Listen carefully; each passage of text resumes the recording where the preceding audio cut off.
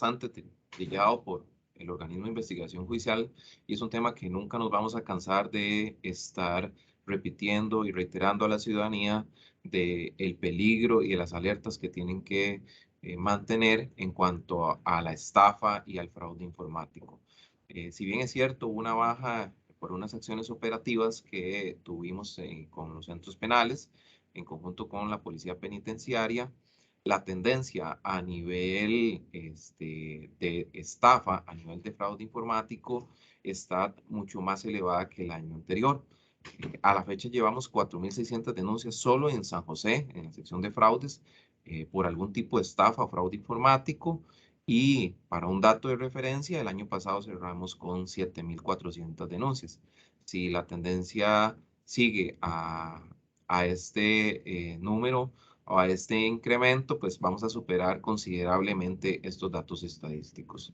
Va guiado esto a la prevención, a la detectar cuál es esta estafa que nos quieren hacer. Eso es lo que nosotros queremos transmitirle a todo el público, a todas las personas, a los ciudadanos costarricenses, para que no caigan, a pesar de que tantas veces hemos mencionado de la llamada del falso funcionario bancario, del falso funcionario municipal, el falso empleador, un falso funcionario municipal y otras que ya voy a mencionar. Lamentablemente los datos estadísticos nos indican que las personas siguen cayendo en este tipo de estafas. No basta con todas estas campañas de prevención y de indicarle a las personas, de prevenirlas de cuál va a ser la modalidad en que un antisocial, un estafador, lo va a intentar contactar y tratar de llevar a un error. Los ciudadanos costarricenses siguen cometiendo este error que les cuesta muchas veces los ahorros de su vida, que les cuesta muchas veces la plata a la universidad de un hijo, el dinero para pagar una hipoteca, el, dineros que han costado mucho ahorrarlos, ¿verdad? La mayoría de estos dineros pues son irrecuperables por el sistema que utiliza el crimen organizado para extraerlos rápidamente de las cuentas. Les indico que hay modalidades que han bajado un poquito, ¿verdad? Como el falso funcionario bancario. Eh, Creemos nosotros bajo el análisis criminal que es a raíz de tanta campaña publicitaria que hemos tenido con diferentes órganos estatales y en la cual colaboran los medios de comunicación, que las personas han dejado de creer un poquito en esa falsa llamada.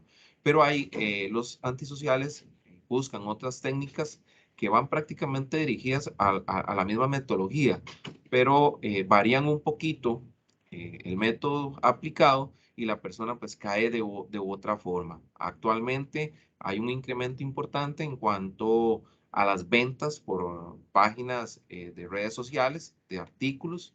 El estafador contacta a la víctima, muchas veces lo hace con una entidad que ya le sustrajo a otra víctima, entonces se hacen pasar por personas o personajes reconocidos o profesionales de alto nivel para que tengan pues mayor credibilidad con la víctima. Les envían cédulas, les envían documentos que han obtenido a través de las estafas de estas personas, les dicen que están muy interesados en ese artículo, llámese un vehículo, una motocicleta, un arrendamiento de un apartamento, cualquier publicación que yo haga en alguna de las páginas de ventas o de redes sociales.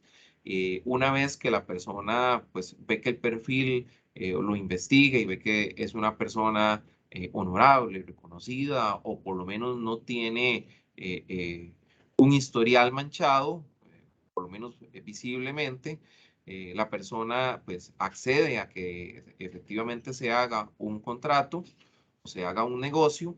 Esta le dice que le va a hacer una señal de trato. Aquí es muy importante tener en consideración que nunca observan el bien, nunca van a ver el apartamento, nunca ven el vehículo. Le dice que siempre va a poner una excusa, que se encuentra fuera de San José, que le urge, que es por una situación de necesidad y que ya le va a realizar un depósito, que por favor le dé el número de cuenta. Pues la víctima cae, da el número de cuenta, hacen un tipo de depósito falso montado con algún programa o alguna aplicación, se lo envía a esa persona y le dice que ya está el enganche o esa señal de trato. Pues la víctima revisa en su estado de cuenta, ve que no hay ningún dinero sumado en las últimas horas guiadas a este depósito, devuelve la llamada o contacta nuevamente al supuesto comprador o el supuesto persona que va a hacer el contrato. Esta persona le dice que le extraña mucho porque ya él o ella le mandó ese depósito y que va a verificar al banco. Es ahí donde inicia una llamada tripartita, donde llaman a un falso funcionario bancario. Esta persona se hace pasar por algún banco estatal o alguna entidad financiera. Le dice que efectivamente, que está viendo que hay un depósito en tránsito, pero que necesita que lo libere. Y es ahí donde le envía un correo electrónico que va con un link. La persona cree que va a liberar ese dinero que va en tránsito y lo que está haciendo es dándoles el usuario, contraseña, los tokens, clave dinámica, OTP, cualquiera que sea el banco, el factor de seguridad al estafador. Una vez que hizo esto, en menos de 2, 3 horas, saquean todo lo que están dentro de las cuentas, ¿verdad? Esta modalidad está muy en auge. Siempre se mantienen las otras, siempre existen llamadas de falsos funcionarios municipales, bancarios, del gobierno, que hacen creer a las personas que están ante una situación real. No varía, no hay una nueva modalidad que yo pueda venir a explicar o a prevenir. Se mantienen las mismas, pero muchas veces lo que hacen es variar un poquito con el contexto de la llamada, ¿verdad? También hay otras que a raíz de que estas se limitan un poco por situaciones como operativos, como la restricción de algunas telefónicas a las llamadas que vienen enmascaradas, que las están pudiendo convertir en números privados. Entonces las personas al ver un número privado pues dejan de tener confianza. Han incrementado otras como la venta falsa, que lamentablemente viene en gran crecimiento, o el depósito falso o la falsa financiera, ¿verdad? ¿Estas en qué consisten? Bueno, en páginas de redes sociales anuncian un servicio o la venta de un mueble, la venta de algún aparato a un precio pues bastante atractivo, menos de lo que el mercado va a ofrecer. Ofrecen rebajas, ofrecen o interponen historias que hacen creer a las personas que efectivamente el negocio se va a dar y los llevan a error para que depositen dinero. Pequeñas cantidades, pero esas pequeñas cantidades son con lo que se están nutriendo los estafadores. Lamentablemente, estos estafadores lo que hacen es comprar cuentas a nivel nacional a personas de bajos recursos, a personas con problemas económicos, socioeconómicos, eh, personas de estado de indigencia, y utilizan esas cuentas para que esos dineros pues lleguen y no sean ellos los que enfrenten y cueste más por parte de las autoridades, tanto de las investigaciones de policía como de las mismas entidades bancarias y financieras, darle una trazabilidad o darle un seguimiento, ¿verdad? Estas son las modalidades que se mantienen. Si la tendencia sigue en estos números, lamentablemente superaremos a gran magnitud lo que el año pasado recibimos en la sección de fraudes, que eran 7.402 denuncias. También quería hablarles de un operativo muy efectivo que tuvimos para el mes de abril. Básicamente fue un mes que el organismo de investigación judicial acompañó a la policía penitenciaria en convenio con unidades de la fuerza pública, unidades especiales, policía municipal de Alajuela. Este operativo fue dirigido a los penales que están en el área de San Rafael de Alajuela, y pues durante ese mes fue bastante efectivo, incautando más de 200 teléfonos celulares, varios aparatos tipo router, tipo Wi-Fi, más de 150 chips telefónicos y gran cantidad de drogas y de armas punzocortantes. Esto tuvo una baja en nuestras estadísticas para ese mes de un 50% menos de las denuncias en la metodología de ingeniería social, que es el fraude informático. No sé si tienen alguna consulta o pregunta o duda que les pueda ayudar. Señor, pasamos al periodo de consultas. Si gusta, levantan la manita para darles la palabra. Ok, Andrés puede hacer su consulta.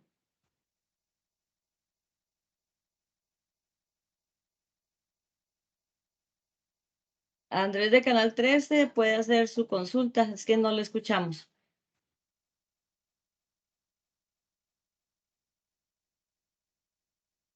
Creo que Andrés tiene problemitas con el audio. Vamos a darle un chancecito y entonces le damos la palabra a Vanessa. Gracias, gracias. Muy buenas tardes. Quisiera saber si esta relación en la disminución de las denuncias en abril se le puede atribuir específicamente a los operativos que hicieron en celdas judiciales, en celdas del Ministerio de Justicia. Sí, muy buenas tardes. En efecto, las denuncias tienen una tendencia de más o menos un 50% y efectivamente esos operativos fueron dirigidos hasta 2 o 3 tiempos del día en los cuales pues habíamos detectado que era la mayor cantidad de incidencia criminal y considerablemente creemos que hay una baja. Aparte que dentro del penal encontramos muchos de los diálogos utilizados para que la víctima pues caiga en estas estafas. Perdone, pero la última pregunta. Entonces, ¿esto significa que ustedes van a mantener operativos de este tipo continuamente o esto solo se desarrolló en abril y ahora ya no han seguido? Si me pudiera tal vez aclarar un poquito.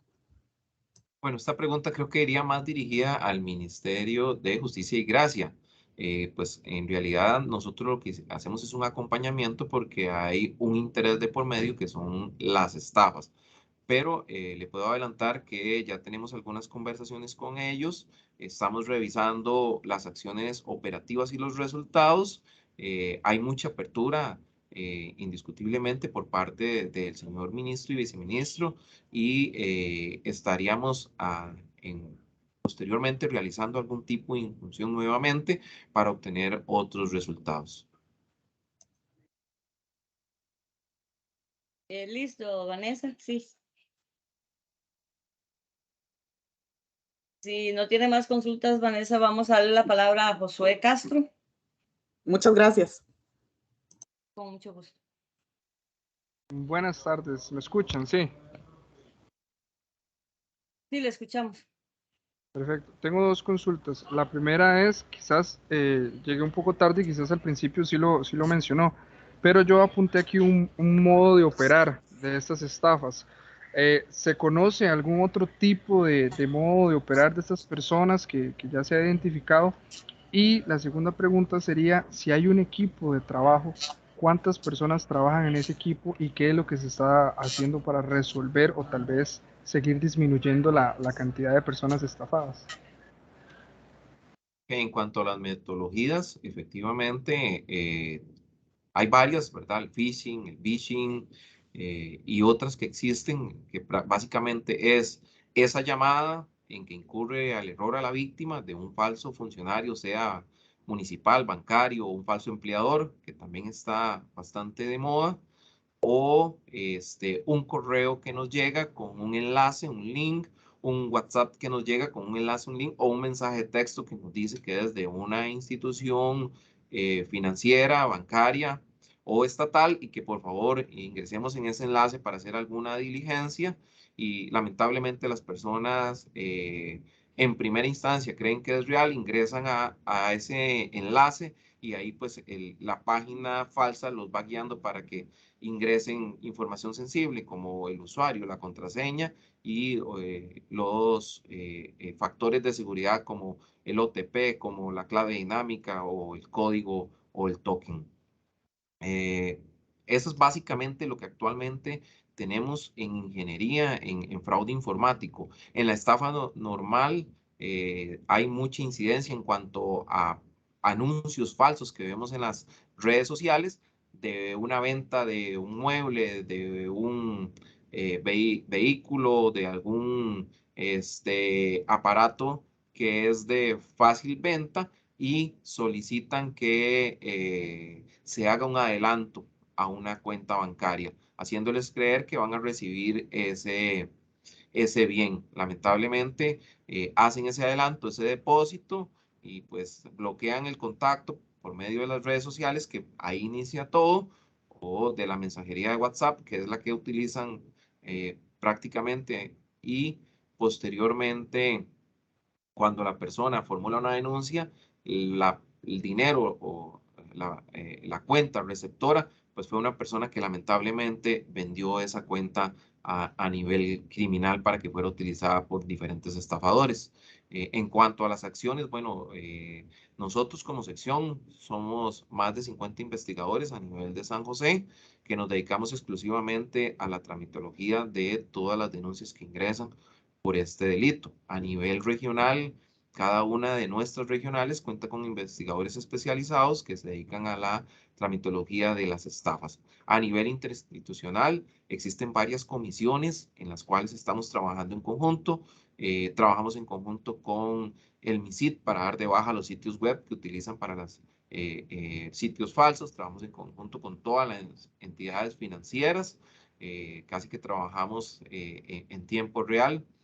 Trabajamos con la Asociación Bancaria Costarricense, con la Cámara Nacional de Bancos, trabajamos con el Ministerio de Justicia y Gracia en equipos de respuesta inmediata para tratar de resolver o mitigar el impacto de las estafas. Lamentablemente, estos estafadores han observado algunos factores a su beneficio en cuanto a la tecnología, en cuanto a la huella digital, y de ahí es donde ellos están obteniendo elementos importantes para que no sean perseguidos por las autoridades. Les puedo decir los sitios web que utilizan, les puedo decir los telefonías por medio de redes sociales que no pueden ser rastreadas en el país. Les puedo decir en el enmascaramiento, que es una aplicación que ellos bajan, que no es rastreable por parte de las autoridades, por parte de nosotros. No tenemos herramientas para poder rastrearlas porque son aplicaciones fuera de nuestro país, nuestro territorio, y se nos dificulta mucho lo que es poder obtener elementos importantes de prueba. Son situaciones que se salen obviamente de los contextos de las investigaciones y que se han trasladado a las entidades que corresponden para que hagan ajustes en cuanto a los elementos tecnológicos que avanzan día a día a nivel mundial. Perdón, nada más una intervención. Cuando dices telefonía para redes sociales, me imagino que son estas, WhatsApp, Facebook, Instagram, ¿o me equivoco? Correcto, esas, por lo menos ninguna de esas tres tiene respuesta para nuestro país, entonces no podríamos obtener ninguna información de esas comunicaciones para nuestro país y demás países en el área, ¿verdad?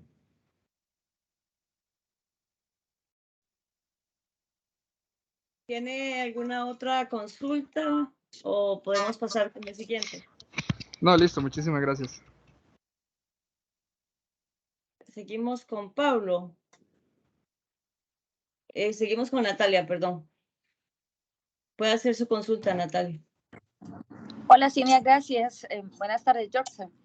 La consulta va dirigida a esos operativos que usted menciona que hizo con el Ministerio de Justicia en el centro penal. ¿Qué posibilidades hay de que, o a ver, cuánta cantidad, si es que lo manejan ya con algún dato, este tipo de denuncias no esté dirigida específicamente de hechos que ocurren desde un centro penal y ya sean organizaciones que trabajan afuera, que evidentemente aprendieron a utilizar este tipo de métodos dentro del centro penal, pero que ahora se encargan de hacerlo afuera y ahora están reclutando personas afuera? Entonces, se podría decir que ya hay un cambio de modalidad, porque si bien es cierto, al principio decíamos, todas las llamadas vienen de la reforma, ya sabemos que hay mucha gente que ha salido y que les ha servido y siguen filtrando ese tipo de situaciones o de fraudes, pero ya con organizaciones externas. Entonces, ¿han logrado ustedes determinar cuántas podrían estarse manejando externamente que ya no estén relacionadas directamente a un centro penal? Gracias. Claro, se lo puedo decir en un porcentaje. Según nuestro análisis criminal, nosotros asumimos que un 80% está dentro de los penales y ya hay un 20% que se está manejando fuera de ellos, ¿verdad? Que muchos de este 20% siempre tiene una conexión con alguno de los penales.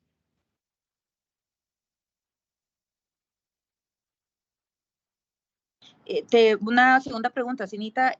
Joxan, con respecto a ese porcentaje de eficacia en ustedes en el trabajo de detención de este tipo de organizaciones, para hablar de, digamos, en un año, por decir algún tiempo, ¿qué tan bueno ha sido el tipo de investigación para poder llegar hasta las raíces de estas organizaciones que se están formando externamente?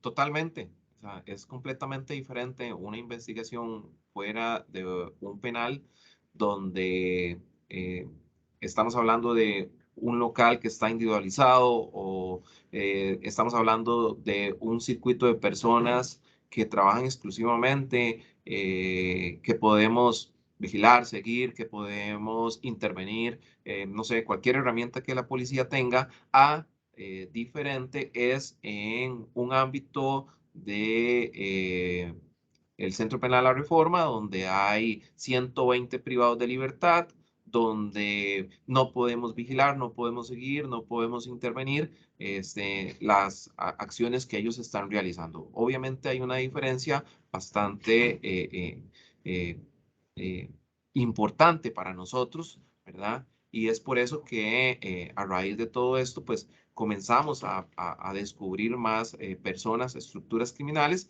que comienzan a operar fuera de los penales. Gracias, Jackson. Listo, Nati. Ok, entonces ahora le damos la palabra bueno, Andrés Ortiz, a ver si ya tiene sonido, Andresito. ¿Me escuchan? 1, 2, ¿sí me escuchan? Sí, te escuchamos, te escuchamos. Ok. Jackson, buenas tardes. Dos consultas muy breves y muy puntuales. Es claro que el sistema que aplican en las cárceles no funciona. Usted dice que hay un 50% de disminución en el momento en que la policía entra a las cárceles y quita todo ese tipo de aparatos.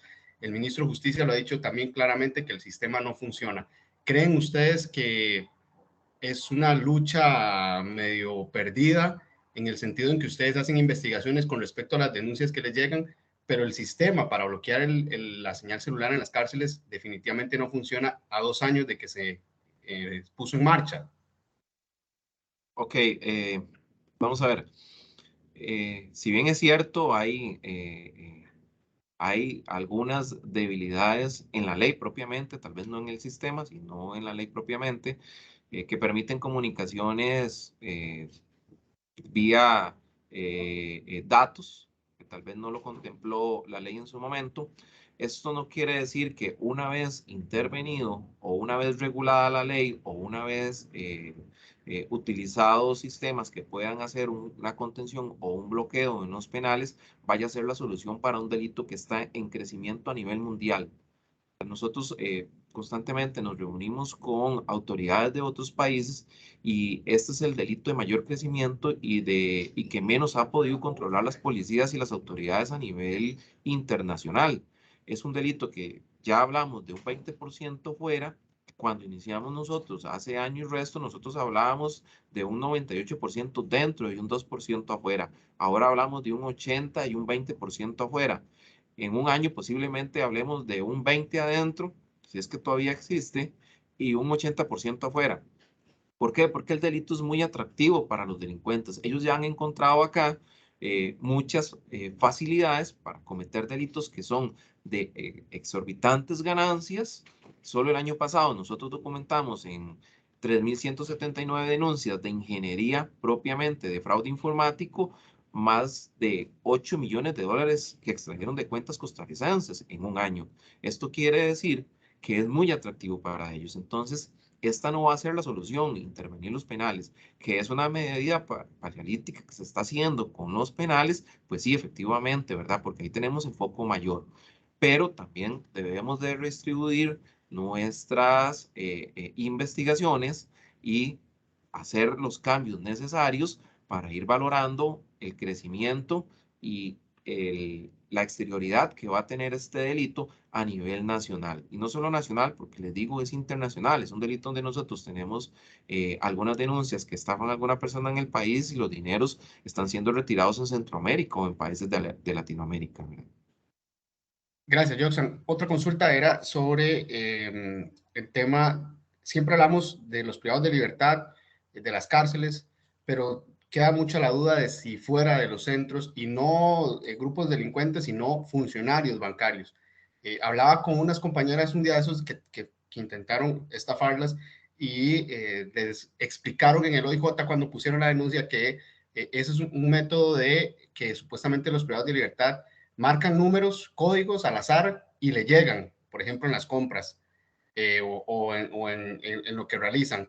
Es sumamente casual que puedan pegar un número de tarjeta y el código de atrás como para poder hacer una estafa de ese tipo. ¿Qué se sabe de gente interna de los bancos, de instituciones públicas o de las entidades financieras que participen y brinden datos a los privados de libertad o a estos grupos criminales?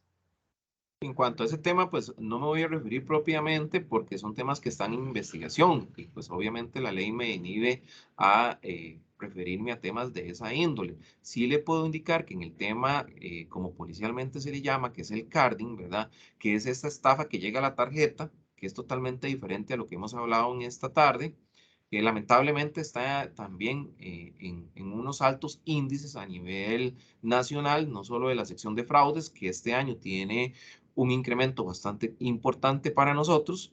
Estos datos pueden ser conseguibles de diferentes bases de datos. Hay algunos que son internacional, que se conoce que a nivel de otros países existen programadores que bajo un algoritmo pueden obtener datos de una tarjeta y a prueba y error les llegan a uno alguna compra de prueba. Por lo menos en un caso personal me llegó 0.15 de dólares en una compra en el país de Israel. Nunca he estado en ese país. Inmediatamente se bloqueó la tarjeta por el emisor de mi banco y no pudieron realizar la siguiente transferencia, que era ya una estafa mayor hacia mi pecunio. Esto suele pasar mucho a nivel nacional. Podríamos hablar de esta mala costumbre que tenemos también los costarricenses de despegarnos de la tarjeta, ¿verdad? Que muchas veces las entregamos en los comercios, las personas lamentablemente inescrupulosas, antisociales, aprovechan para tomar fotografías o videos o en muchas ocasiones en una llamada pasan los datos a un tercero, datos que son muy básicos para hacer una compra en línea y después pues nos llegan cobros de compras en línea que nosotros no hemos realizado, ¿verdad?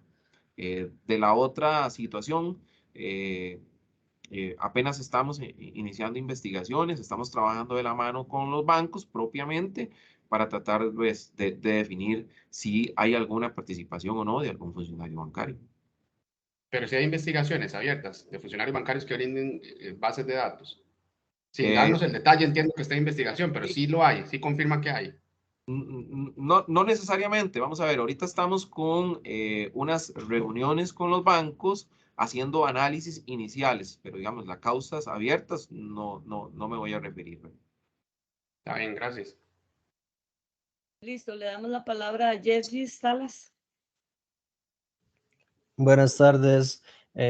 ¿Tendrá a la mano la cantidad de denuncias en esta disminución del 50% de un mes a otro? Si tendrá a mano la cantidad como tal de las denuncias en esos meses. Sí las tengo, se las pudiera dar a Cinia y Cinia posteriormente se las da. Más o menos veníamos como en un promedio de 400 mensuales y ese bajó a 209. Obviamente hay meses de mayor pico, de mayor incidencia estadística y otros de menor, pero sí se las pudiera pasar a doña Cinia, no hay problema. Y gracias. Listo. Smith Rojas. Buenas tardes, don Joxen. Ahí me escucha. Correcto. Don Joxen, desde su campo, ¿verdad? Desde su contexto, ¿ustedes no se han preocupado por formar o dar algún tipo de capacitación a los oficiales penitenciarios para que ellos también puedan identificar cuando este tipo de delitos se estén cometiendo dentro de los otros penales? Bueno, hemos valorado, pues efectivamente, trabajar con ellos más de la mano, ¿verdad? Inicialmente, pues, anteriormente con el tema de la pandemia y todo esto, pues tuvimos muchos problemas para hacer los ingresos, pero sí, ya estamos muy en contacto con doña Erika y el señor viceministro Exley, que estamos trabajando ya muy de la mano y pues va guiado no solo a la parte operativa, sino a una parte de detección de todos estos elementos, ¿verdad? Y como pudiéramos observar en las noticias, días después de que el operativo finaliza, la policía penitenciaria sigue haciendo bastantes incautaciones de aparatos celulares y de otros mecanismos que ellos utilizan para las estafas, ¿verdad? Quiere decir que durante todo ese proceso de operaciones, no solo es acompañarlos, sino también instruirlos y pues han causado algún efecto bastante positivo a posteriori. Gracias. ¿Alguna otra persona que tenga consultas? Sí, ni yo. Perdón. Listo, Nati, adelante, Nati. Dos preguntitas más, don Jobson. Vieras que me gustaría saber, usted menciona, y lo digo textual a como lo dijo, esto de las intervenciones en los penales es una medida paliativa y eso les ha hecho a ustedes bajar hasta en un 50% las denuncias. Todo bien, pero ¿cada cuánto habrá que hacer este tipo de operativos para que ese 50% se siga manteniendo? Porque, a ver, usted dice que ahora y que tendríamos que consultar con el Ministerio de Justicia a ver si se vuelve a hacer otro operativo, pero ¿de aquí hasta cuándo podríamos creer que vuelva a aumentar esta cantidad de denuncias, otro 50% para hacer otra de esas medidas paliativas que dice usted?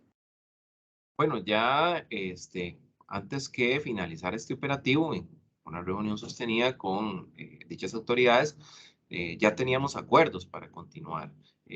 Ya estamos agendando también una reunión de resultados para valorar todas las operaciones y volver a implementar ciertas colaboraciones a ellos.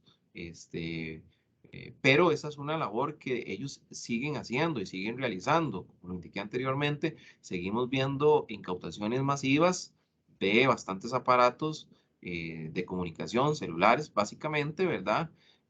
Pues que esto ayuda a la disminución de las estafas. Y solamente para finalizar, de los centros penales en los cuales usted cree que este tipo de delitos sale más, estamos hablando de la reforma. ¿Han tenido ustedes alguna participación de otros centros penales, por lo menos digamos como el de mujeres o de alguna zona fuera del GAM, que también esté involucrada con un aumento en casos o denuncias? No, básicamente se dirige a los dos penales que están ahí, que es el Jorge Arturo y el que se conoce como Terrazas, ¿verdad? El Complejo Reforma. Esos son los dos más frecuentes con temas de estafas. Gracias. Listo, Nati. ¿Alguien más? Por ahí escuché, ¿verdad? Que quería hacer consultar a Andrés, ¿no? No, yo, Cini. Adelante. Gracias. Buenas tardes, don Jordan. Yo, bueno, quería ver si podíamos repasar un poquito el tema de la variación en cuanto digamos, a ese porcentaje de estafas que digamos, se cometen desde las cárceles. Me pareció entenderle, actualmente está en una relación de 80% dentro de las cárceles, 20% fuera de las cárceles, pero antes había un porcentaje diferente, si mal no recuerdo. Correcto, nosotros manejamos que un 98% estaba saliendo de las cárceles. ¿Por qué? Porque todas las investigaciones, cuando iniciamos con sospechosos en la parte externa, siempre nos redirigían hacia el penal, ¿verdad? Ya sean visitas, ya sean llamadas o alguna circunstancia que los ligaba con alguien interno y que ese pues, interno estuviera participando en estafas. Actualmente pues ha variado bastante, obviamente todas estas incursiones de las policías, pues disminuye la capacidad operativa de ellos al interno y hace que pues se exteriorice el fenómeno criminal, ¿verdad? Entonces, ese 80% actual, digamos, ¿qué periodo contempla en lo que va del año? Digamos, el 80% de las denuncias o investigaciones que ustedes tienen equivalen a estafas cometidas dentro de las cárceles. Correcto, eso es un promedio extraído de un análisis criminal, del análisis de las denuncias, ¿verdad? La metodología que utilizan, la persona que llama, el número que utiliza para la llamada, muchas variantes y aristas que nosotros valoramos para determinar cuál puede ser su origen. También, obviamente, es contrapuesto con los aparatos incautados dentro del penal, que algunos de ellos son decomisados para observación judicial y pues ahí salen informaciones que relacionan con las denuncias, ¿verdad? Entonces, si bien es cierto, es un promedio que no es exacto, hay efectos reales y judiciales que nos indican que esa cantidad o similar a esa cantidad de denuncias están todavía operando dentro de los penales. Ok, nada más, este análisis que ustedes hicieron, ¿de qué fecha es, digamos, del 80% Es el versus semestre, cuándo? ¿Perdón? lo que llamamos de semestre, correcto. El primer Ok, semestre y el anterior, el del 98%, ¿de cuándo es? era el finalizado el año anterior completo. Ok, ok, perfecto. Y don Jorgensen, nada más dos consultas más y una ligada a algo que mencionaba Andrés, el señor ministro de Justicia, don Gerald, ya abrió, bueno, él fue claro en mencionar que desde su perspectiva el tema de la limitación de telefonía en los centros penitenciarios, el bloqueo de señal celular, fue, digamos, fracasó. Desde la perspectiva del OIJ, ¿esto es así? ¿Se puede cambiar algo? ¿Hay algo que se pueda mejorar? ¿O del todo, digamos, ya eso ustedes lo visualizan igual, de que fracasó ese sistema? Y la otra es en relación al enmascaramiento de teléfonos. Usted me decía que, bueno, decía ahí en la conferencia que bueno, las operadoras han estado pues logrando de alguna manera eh, hacer que la llamada aparezca como privado, o sea, lograr bloquear ese enmascaramiento. Entonces tal vez se pudiera referirse a eso. Ok, en cuanto si existen más medidas para poder bloquear, claro que sí, así como ellos utilizan la tecnología para dejar en un desacierto a los ciudadanos costarricenses con todo este tema de las estafas, ¿verdad? En las pérdidas millonarias económicas que tienen muchos de los costarricenses, así como se valen de la tecnología, también existe la tecnología para poder hacer bloqueos efectivos, ¿verdad? Ya eso es un tema, obviamente, de la competencia del Ministerio de Justicia y Gracia, pero para nosotros existen muchas soluciones y pues yo creo que ya ellos en sus instancias lo están contemplando. La otra pregunta que me hacías era del enmascaramiento. Bueno, no son todas las operadoras telefónicas que lo hacen, hay una que lo está haciendo y eso también pues ha colaborado, coayudado con una baja significativa. Los estafadores lo que están haciendo es que varían el número telefónico utilizado. Entonces, si el que utilizaban era 00000 y ese es el que está ahorita bloqueado o trasladado a privado para que no aparezca, que es un número de un banco, entonces están utilizando 0001, hacen alguna variante y tal vez no somos tan observadores para detectar que hay una variante en ese número y que no es el número registrado mío de mi entidad financiera y bancaria y por ahí también los inducen a error. Cada vez que detectamos números nuevos, trabajamos con esa telefónica para tratar de actualizar. Con las demás hay un proyecto de la SUTEL que los estaría, pues digamos que dando la orden de que trabajen esos números que son los más frecuentes y utilizados para que sean o bloqueados a su efecto, va a depender mucho de las plataformas y la tecnología que utilicen cada uno, o trasladados como una llamada privada en el ID del usuario costarricense. Eso por iniciativa de ustedes, digamos, el proyecto Sutel. Sí, correcto. En realidad, pues, nace de una de las operadoras la idea más técnica, ¿verdad? Nosotros, obviamente, no es nuestra rama la tecnología y nosotros, pues, le presentamos el proyecto a la SUTEL y ellos vienen trabajándolo para que se rija a nivel nacional. Ok, ¿cuál es esa operadora, perdón? No me voy a referir a los nombres para mejor dejarlo de esta forma, ya que los demás pues todavía no están alineados en ese sentido y Sutel no ha terminado su gestión para poderlo hacer pues de forma ya de una directriz. Gracias. Listo. Bueno, si no tiene ninguna otra consulta, finalizamos acá. Muchísimas gracias a don Jorgensen por... Yo tenía una última consulta. Ok, listo. Adelante entonces para finalizar. Era para ver si... No lo escuchamos muy bien. Es que como que de fondo hay un ruido que no nos escucha. Sí, me escuchan. Haga la pregunta y después pone el micrófono. Sí, era para ver si podía precisar en cuál fue el periodo en el que hubo esta disminución de denuncias, porque nosotros tenemos registrado que las intervenciones en las cárceles empezaron en mayo. Usted hablaba de abril, pero no sé si fue que hubo otras intervenciones antes. Propiamente, la intervención inicia el 24 de abril. Entonces, esa última semana, pues, dio un contexto bastante fuerte en tema estadístico, ¿verdad? Hubo una disminución, tal vez no tan fuerte como la de mayo, pero sí hubo una baja entre abril y mayo. Sí, gracias. Ahora sí, compañeros, creo que nadie más, ¿verdad? Todo el mundo hizo sus consultas. Levantada, no sé si ya hizo la respuesta. Smith, Sí. listo, dinos, a ver cuál es tu consulta.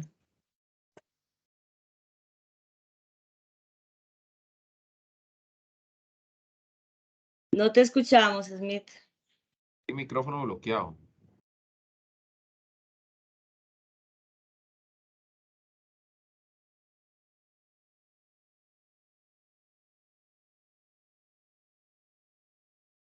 No te escuchamos. Si gusta, puedes escribir o tenés el teléfono bloqueado, sí. El micrófono, perdón. Correcto.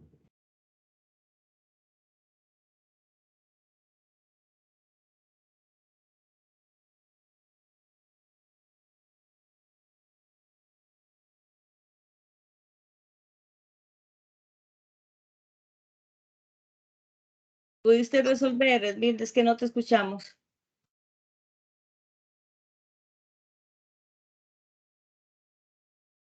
Bueno, ahí cualquier cosita, si no me mandas un correíto, yo le hago la consulta a don Jackson. Tal vez nada más, Dini, para aprovechar, don Jorgen, usted mencionaba que hay, digamos, medidas alternativas al bloqueo de señal celular y que bueno, que el Ministerio de Justicia está trabajando en eso, pero tal vez si usted pudiese darnos algunos ejemplos o algunas ideas de las cuales el OIJ valora que se pueden incorporar. Es que, vamos a ver, a título personal, pues uno busca en la internet cuáles pueden ser los bloqueadores. Yo desconozco cuáles son las gestiones que están haciendo propiamente, ya que es un trabajo exclusivo de ellos. Nosotros, pues, no, si nos piden recomendación es en cuanto a la tecnología o modalidad que hemos detectado, que ya ha sido externada a ellos, ¿verdad? Que es estos Wi-Fi, antenas, celulares con chips internacionales. Simple y sencillamente nos abocamos a dar esa información. Ya desconozco pues cuáles son las consultas que ellos han hecho o qué trámites han realizado. Gracias. Ahora sí, entonces finalizamos acá. Compañeros, sí les voy a pedir que cuando hagan sus publicaciones, si me podrían pasar un correíto al correo xzamora@poder-judicial.go.cr. Buenas tardes y muchas gracias a todos por la participación y a don Joxan por su exposición. Muchas gracias y muy buenas tardes a todos y a todas. Gracias. Buenas tardes.